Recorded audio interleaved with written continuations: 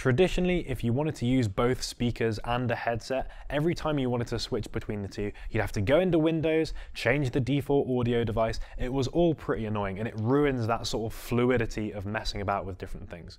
I, for example, always listen to music through speakers, but then if I'm playing a game, I'd much rather use a headset. So every time I open that game, I have to mess about with the audio settings to put everything through the headset. In exactly the same way that Sonic Studio 3 controls your EQ settings for different apps, you can do exactly the same thing with audio devices. So if you find yourself always using a media player to listen to movies and you're doing that through speakers, you can set that up for that, but then all of your games you can set to come out of a headset instead. And once it's set up, you don't have to do anything. It'll just switch those things over for you automatically every single time.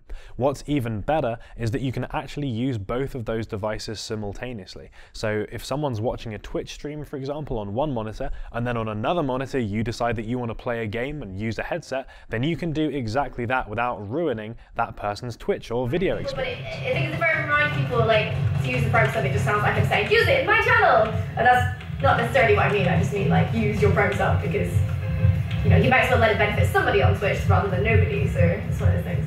I can see this being super useful if you're using your PC as a bit of a media center, so you're doing lots of different types of content. Maybe you're outputting to a second monitor or a TV, and of course you're going to want a different sound device for that monitor. It makes that kind of experience way more fluid, much less messing about, and much more just doing what you want to do. This kind of automation that you can do with Sonic Studio 3, I really think is going to improve people's experience, especially where audio type stuff is concerned. For me personally, I do switch between those devices a lot, so I think that it's actually going to be super helpful. And there are occasions where I do want to be watching something on one monitor using speakers, and then on another monitor playing a game or doing something else that requires a little bit more focus with the headset. It does often feel like motherboard software can go under the radar a little bit, but I do think that Sonic Studio 3 presents quite a lot of opportunities and cool different things that you can do with it that are actually going to be pretty useful for quite a lot of people. So it is definitely worth checking out. Do have a look, depending on what board you've got, have a look on your support page and see if Sonic Studio 3 is available for your board.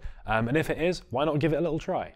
Until this point, getting this kind of functionality is generally something that you'd either have to have specific hardware for or some paid software, so it's pretty cool that it is actually included with ROG and ROG Strix motherboards. Do let us know, of course, what you think about Sonic Studio 3, if you've given it a go and you're using some of these features, or maybe if you've not heard of it at all, but maybe you fancy giving it a go after this video. Either way, do let us know. And of course, if you enjoyed this video, do remember to give it a like, and thank you so much for watching, and we will see you in the next video.